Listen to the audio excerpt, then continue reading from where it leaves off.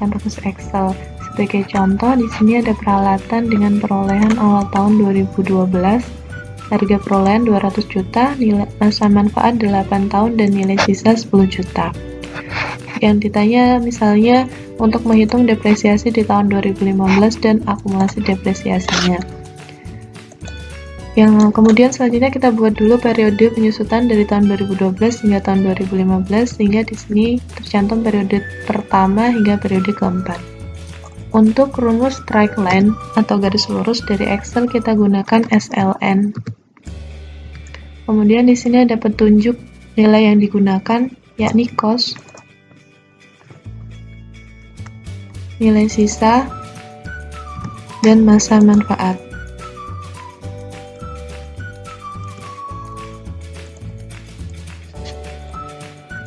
Untuk declining balance, kita bisa gunakan DB. Sama dengan sebelumnya, kita sesuaikan dengan petunjuk yang di sini. Kita masukkan nilai cost, masa manfaat, nilai sisa, masa manfaat, periode. Kita gunakan ini sebagai periode tahun pertama, dan bulan. Untuk bulan itu kalau kita langsung tutup di sini, maka dia otomatis menghitung 12 bulan. Yaitu bulan pertama, bulan pada tahun pertama perolehan. Selanjutnya untuk double declining balance, kita gunakan rumus DDB dan kita masukkan nilai cost-nya, nilai sisa, masa manfaat, periode, dan faktor. Untuk faktor pada umumnya saldo menurun berganda adalah 2.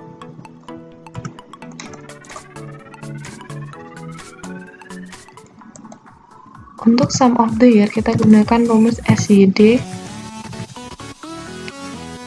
Kemudian kita masukkan cost, nilai sisa, masa manfaat, dan periodenya itu.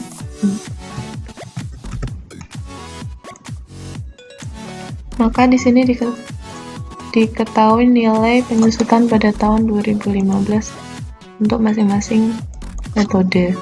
Selanjutnya, untuk menghitung akumulasi depresiasi hanya dapat dihitung dengan menjumlahkan penyusutan dari tahun pertama hingga tahun terakhir, sehingga kita bisa gunakan rumus sum.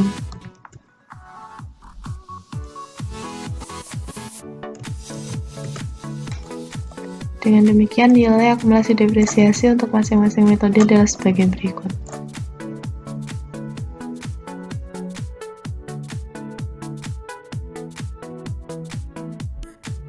Pada bagian ini kami akan melakukan pengujian depresiasi dengan teknik rekalkulasi. Di sini terdapat register aset yang berisi daftar aset tetap serta penyusutan menurut AUDT pada tahun 2015. Selain itu, terdapat klasifikasi aset yakni gedung dan bangunan disusutkan dengan garis lurus dan kelompok 1, 2, dan 3 dengan metode declining balance. Untuk memudahkan penghitungan selanjutnya, maka kedua metode dipisahkan dalam 2 sheet yang berbeda. Untuk straight line hanya berisi kelas aset gedung dan bangunan, sedangkan declining balance berisi kelompok aset 1, 2, dan 3.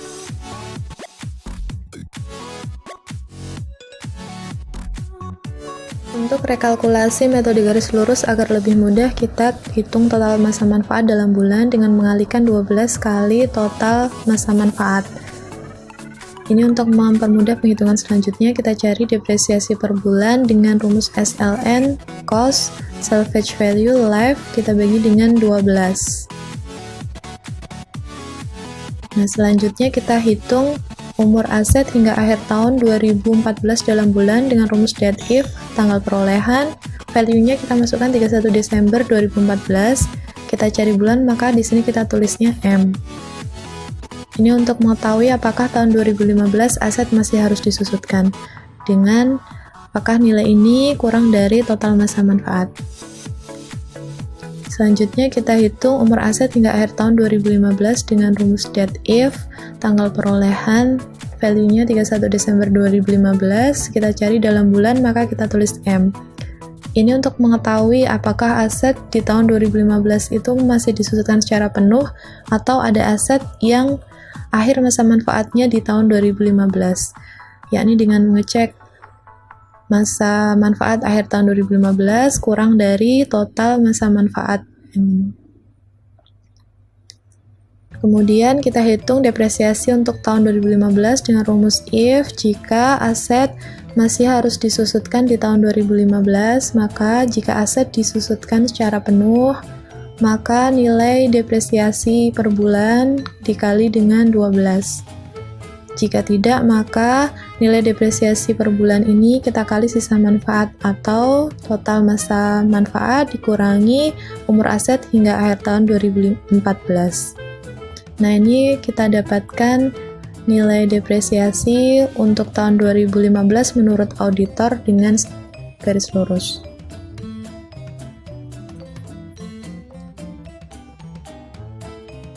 Untuk rekalkulasi metode declining balance, yang pertama kita cari periode dari tahun perolehan hingga tahun 2015 dengan rumus sama dengan 2015 dikurangi tahun perolehan dan ditambah dengan 1.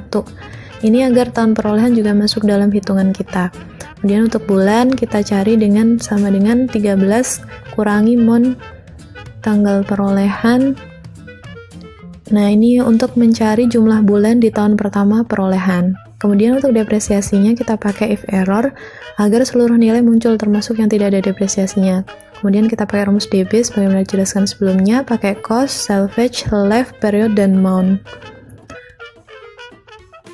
Ini digunakan untuk mencari depresiasi tahun 2015 versi auditor, yakni ditemukan sebagai nilai sebagai berikut.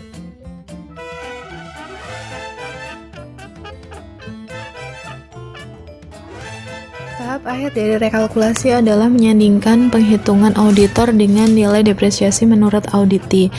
Di sini yang pertama kita cari nilai untuk garis lurusnya dengan if error VLOOKUP, asset ID, datanya kita ambil dari sheet Strickland method yang sebelumnya telah kita hitung. Kemudian di sini kita ambil kolom nomor 14 yang berisi nilai depresiasi menurut auditor. Jangan lupa gunakan if error agar seluruh nilai muncul termasuk nilai nolnya. Di sini akan muncul nilai aset tetap yang didepresiasi dengan garis lurus.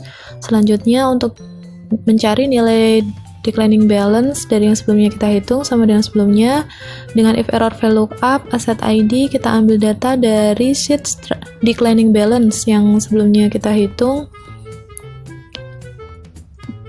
Di sini kita ambil kolom nomor 11 yang berisi nilai depresiasi menurut auditor.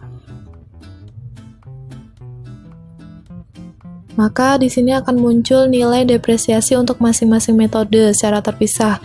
Oleh karena itu, untuk mempermudah penyajiannya, maka kita akan jumlahkan maka akan muncul nilai total depresiasi untuk masing-masing aset.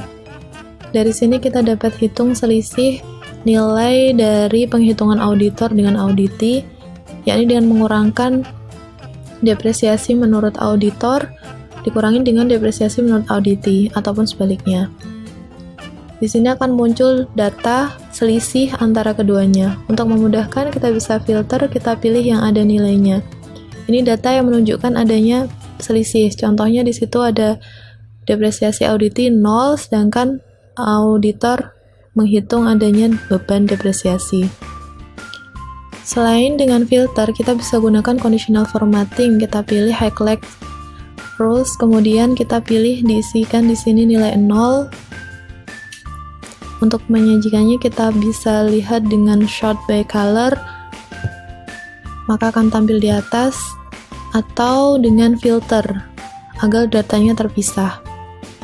Kemudian kalau kita mau cari selisih totalnya atau selisih masing-masing transaksi, kita bisa gunakan pivot table sehingga di bagian paling bawah akan muncul selisih penghitungan auditor dengan auditi.